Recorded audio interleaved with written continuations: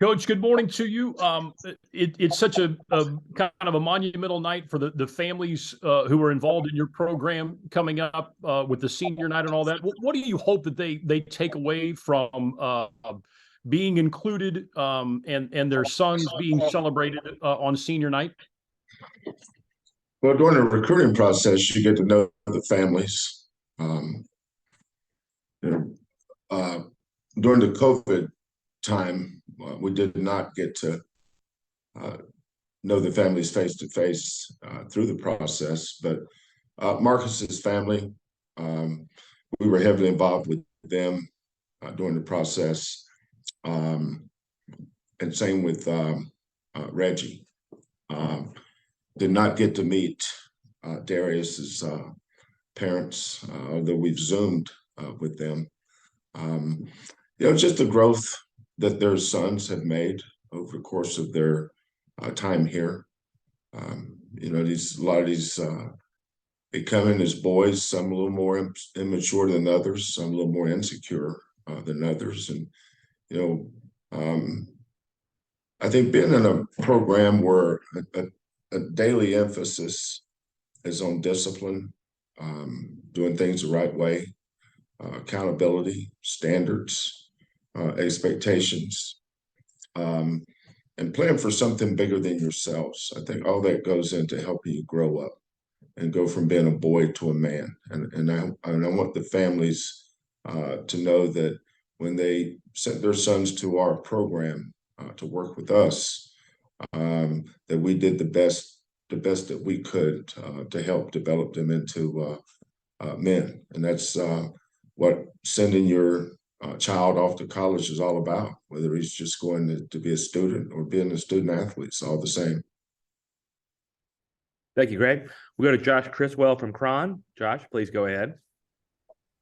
Hey, Coach. Kind of going off of that, I spoke to former UH player Lanny Smith last night about what he did with you guys' team. I don't know how much you're able to specifically talk about NIL deals, but just kind of generally speaking, what does it mean to you to kind of see your players using NIL to sort of spread a bigger message and kind of be bigger than basketball? I think that goes along with the message of our program. Lanny's one of those former players that's been committed. There's a lot of people that get involved, and a lot of people would like to help. Then you have people like Lanny that figure out how to help through his company. And he has a platform and he has a message, and he's using our players to help send that message. But in return, our players understand, again, that life is about, doesn't center around you. It centers around something bigger than all of us. I have a lot of respect for Lanny Smith. I recruited Lanny out of high school. And I'm glad he chose the University of Houston. He's a Houston kid. He understands the bigger picture. He has a voice. He's not afraid to use his voice, and his voice is for the right thing. And that's something that our kids can learn from. Thank you, Josh. We'll go to Chris Gardner next, please. Chris, go ahead. Coach, what are your thoughts on Wichita State? They're playing better of late. What have you noticed about them doing things differently? Well, first of all, how good they are on the road. They just had a big win at Tulane, and their point guard is a kid that I've always liked, Craig Porter. He had a triple double. I know Dejan had a triple double in the I think it was against Tulane too in the conference tournament a few years back. But I think that's just a reflection of how well-rounded a player Porter is. When you go on the road and win, you better have a good point guard or guard play in general. And he's that. Their front line with Rojas and Poto gave us fits down at Wichita. Rojas is a Alabama transfer. Then their wings, Walton. I think he had.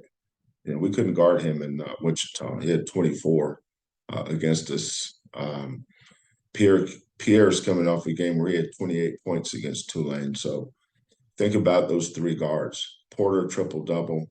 Pierre, 28 against Tulane. Walton, 24 against us. Rojas, 22 against Tulane. A few games back, Poto had 28 against SMU. That's their starting five. Their starting five is playing as good as anybody's starting five. They play fast. Our transition defense has to be on point. We've got to be patient on defense. Patience doesn't always apply to offense. It's just as important to be patient on defense and be disciplined on defense. Wichita State's a problem. They're a good team. Isaac's done a really good job with that bunch. Thank you, Chris. We'll go to Joseph Duarte from the Chronicle. Joseph, go ahead, please. Good morning, Kelvin. Good morning. Kelvin, with clinching the other night and 2 games left, does this allow you an opportunity to maybe do some things with your lineup, rest factors, that kind of stuff going into the tournament, or do you not do that because of the quality of opponents you have, to end the year here? No, I don't change. No, I don't do that. Our preparation for Wichita State is the same as it was for East Carolina. It's our next game. We look at the things that we've emphasized that maybe we're not as good in, or have some slippage in. And over the course of the year, you're always going to have slippage. But we try to get those things when they're brush fires and not let them become forest fires. We've got to nip certain things in the bud fast. So I saw some habits, some things creeping in that East Carolina game that we're going to snap right to, make sure that we're get those things curtailed. Then just keep developing our bench. It's the level that our team is at is difficult for freshmen. Like our freshmen, if they were at a school where they were getting 30-plus minutes a game and getting to shoot 15, 16 balls a game, you'd see how good of players they are. But they're playing on a team where their minutes are sporadic. They don't get a lot of shots. And then but I don't hold them accountable for poor shooting nights. I hold them accountable for other things. Emmanuel's really playing well, whether it's loose balls or taking charges or rebounding or being in the right spot on defense. Terrence's passing has been outstanding. He's always been a good rebounder. If I evaluate them based on making shots, that'd be pretty ignorant. There's a lot more to basketball than that. They're getting better in the areas that we emphasize. The shots will come. Thank you. We'll go to Daniel Gotera from KHOU. Daniel, please go ahead. Morning, Kelvin. What do you say, Daniel? Oh, well, not a whole lot. We're talking to you, so you're the one that has a lot to say, right? Yeah, I guess. How important has it been over your course of time there at U of H that the players have taken ownership of this program and have passed their little mark from one class to the next? This group that you're going to honor this week has done the same, taken that torch from somebody else, and the success of this program kind of predicated on what they've done, maybe behind the scenes, not just on the court. I think that's been our secret sauce, and it goes all the way back to 14, 15. In our second year here, we went from 13 and 19 to 22 and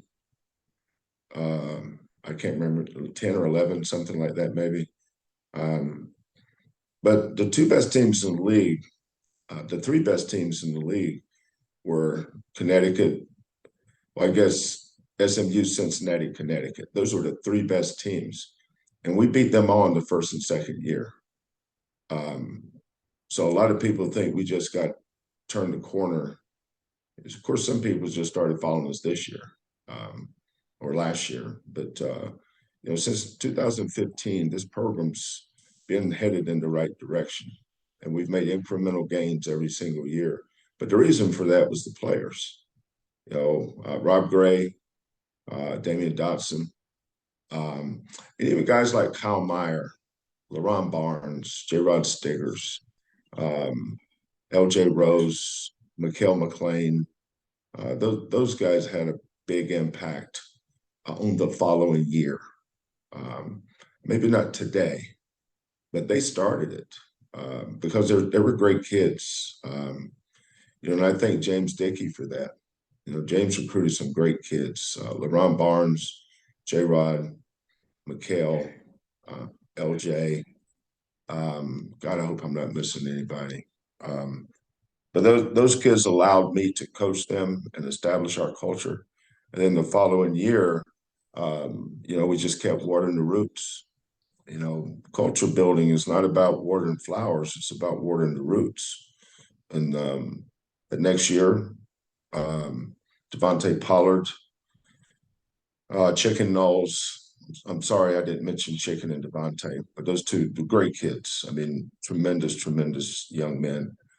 Then we kept adding. Galen Robinson came in as a freshman.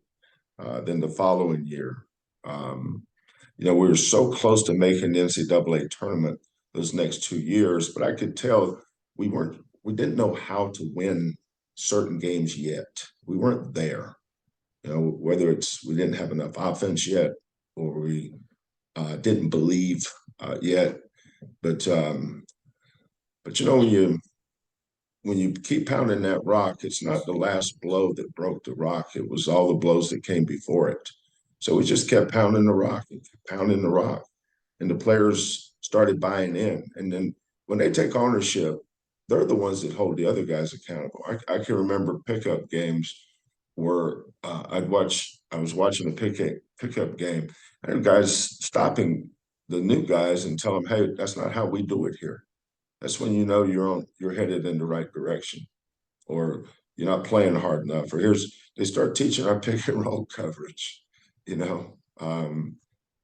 So it's been fun to watch the players grow in this program, and I'm proud that we have a player-led program, much more so than a coach-led program. Thank you, Daniel. We'll go to Andy Yanez from Gallery Sports. Andy, please go ahead. Good morning, Coach. How you doing? Good, thanks, Andy. How about yourself? I'm doing good. Can you talk a little bit about how Darius Bowser has impacted the program this season, specifically when it regards to along with the other big man in this year's team? Yeah, well, when we called Darius about coming here, we sat down as a staff and we said, what? One of the things we need to complete our roster is we need depth up front. We need bodies, a practice guy, somebody that understands you're probably not going to want minutes or get minutes rather. But this is the role you're going to play. And when you do that, you got to be brutally honest. I mean, we're pretty brutally honest with all these kids recruiting anyway. That's the only way you should recruit a kid. But we vetted Darius, the kind of kid he was, practice player, his discipline off the court, and everything came back A++. Tremendous young man,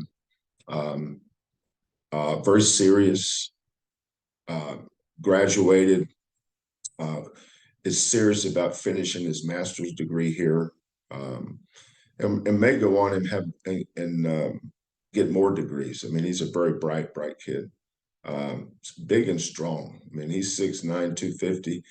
He's the one that usually guards JVA and Reggie and J1. J1 is going to be matched up a bigger, stronger guy. We make Darius guard him that week in practice leading up. But where his value to us was through the summer and the fall, and October, November, December, when the practices were more teaching and learning practices, having a body that we could use in practice. And his attitude has been tremendous. His effort has been tremendous. he's been exactly what we needed. We needed Darius on this team. You know, one of the things we've always been pretty good at is roster management.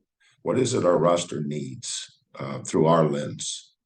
And I'm thankful that Darius decided to come here. He's been a vital part of our development as a team in practice every day.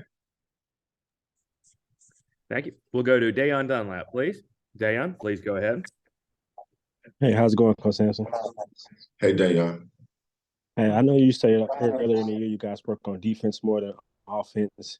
Around this time of the year, is there extra emphasis on closing out games? Because I know you said this team knows how to win games. So do you guys put extra emphasis on closing out games around this time of the year? We're always putting emphasis on that. And we started doing that right before our scrimmage. You know, if you take the game in the last 10 minutes and time periods, like we may put, I may divide the team up in a red team and a white team, have Quantas coach one team, Kellen the other. And I said, okay, Kellen, your team is up, 55-45 with 8 minutes to go. How are we going to attack the last 8 minutes? Then I may have Quantas's team, you're up 6 with 3 minutes to go. How are we going to we do that in October? I mean, these games don't count any different than the other games. They all count the same. Our record is 27-2. It's not 5-0 or 9-0. It's 27-2. So whether it's St. Mary's, Kent State, or Virginia or Oregon, those are games we closed out. No, the answer is no. We don't put any more emphasis on that this time of year. We put emphasis on that the entire year. Thank you, Dayon. We'll go back. We got time for a few more questions. We'll go to Chris Gardner, please. Chris, go ahead. Coach, as you divide the season up into quarters, or however you divide it, where is thirds? Thirds. Where is the team right now as we enter, I guess, the third part of the season? Well, we're not in the third part of the season. We're in the second part. You have non-conference, conference, and then postseason. So we have 2 more games left in conference season, and our biggest game of the year is Wichita State.